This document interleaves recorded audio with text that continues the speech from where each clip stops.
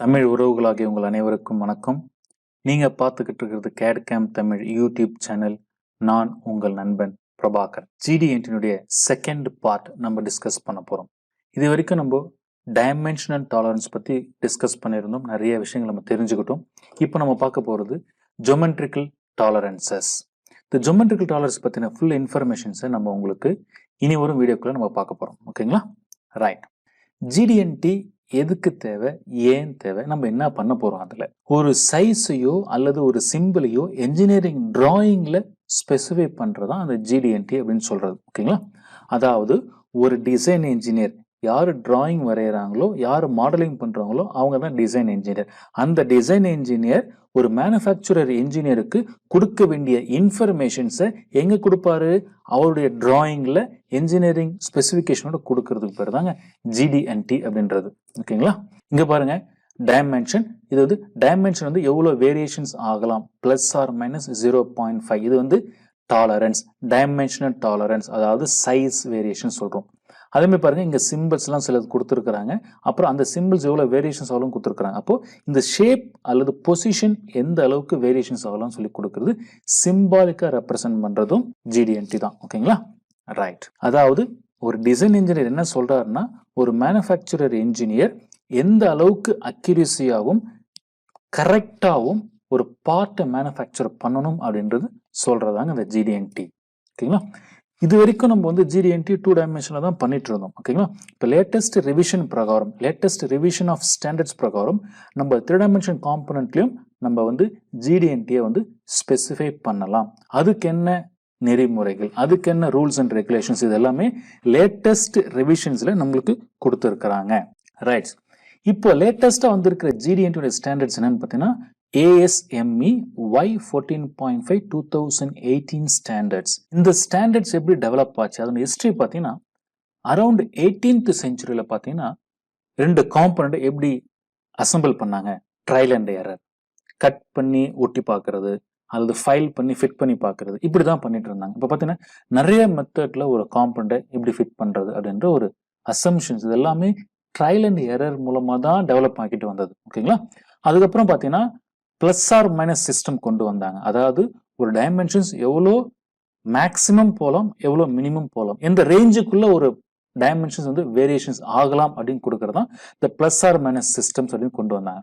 Then later around 19th செஞ்சுரியில தான் இந்த first standard of GD&T கொண்டு வந்தாங்க. ஓகேங்களா?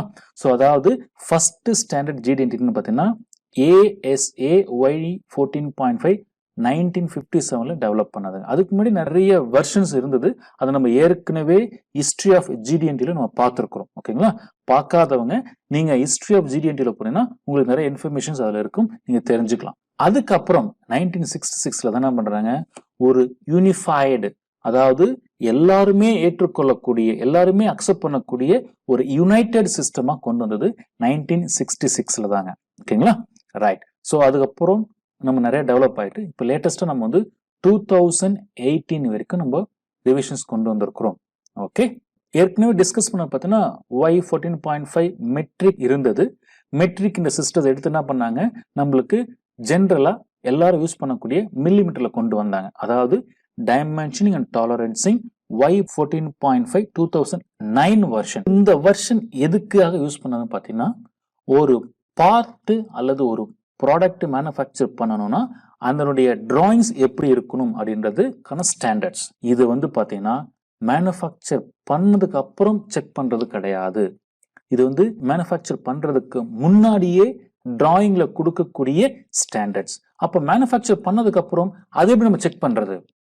அப்போ அந்த ஸ்டாண்டர்ட்ஸ் என்னவா இருக்குன்னு பார்த்தீங்கன்னா, அதுக்கு தான் கேஜஸ் அண்ட் ஃபிக்சர்ஸ் அப்படின்னு சொல்லிட்டு ASME Y14.43 ரிவிஷன்ஸ் நம்மளுக்கு கொடுத்துருக்காங்க.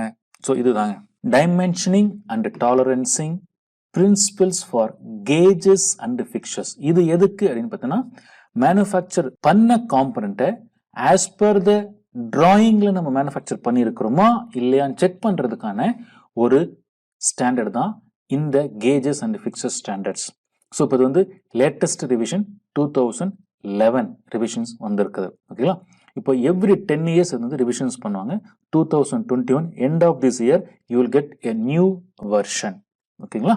ரைட். அப்போ பார்த்தீங்கன்னா ஃபர்ஸ்ட் 2009 இருந்தது, அதை ரிவைஸ் பண்ணி தான் 2018ல கொடுத்துருக்குறாங்க. ஓகேங்களா? ஸோ 2018ல நிறைய சேஞ்சஸ் கொண்டு வந்திருக்கிறாங்க. இது வந்து 2018 revision published on 2019. Okay, right. அப்போ ரெண்டு விதமான ஸ்டாண்டர்ட்ஸ் நம்ம வந்து இண்டஸ்ட்ரியில் யூஸ் பண்றோம். ஒன்று வந்து டைமென்ஷனிங் அண்ட் டாலரன்சிங். இது எதுக்கு? Used on drawing for production. ஒரு பார்ட்டை ப்ரொடியூஸ் பண்றதுக்கு டிராயிங்ல என்னென்ன ஸ்டாண்டர்ட்ஸ் நீங்க ஃபாலோ பண்ணணும் அப்படின்றதுக்கான சிஸ்டம் தான் இது. அதுக்கப்புறம் பார்த்தீங்கன்னா கேஜஸ் அண்ட் ஃபிக்சர்ஸ். இது எதுக்கு? Used to verify the manufactured parts. Part manufacture பண்ணியாச்சு, மேனுஃபேக்சர் பண்ணியிருக்கிற part as per the engineering drawing பிரகாரம் மேனுஃபேக்சர் பண்ணியிருக்கிறோமா இல்லையான்றது செக் பண்ணக்கூடிய டூல்ஸ் கேஜஸ்க்கான ஸ்டாண்டர்ட்ஸ் இது. ஓகேங்களா? ரெண்டுமே அமெரிக்கன் சொசைட்டி ஆஃப் மெக்கானிக்கல் இன்ஜினியர்ஸ்னுடைய ஸ்டாண்டர்ட்ஸ் தான் இன்னைக்கு ஆல் ஓவர் த வேர்ல்டு நம்ம வந்து யூஸ் பண்ணிக்கிட்டு இருக்கிறோம். ஓகேங்களா?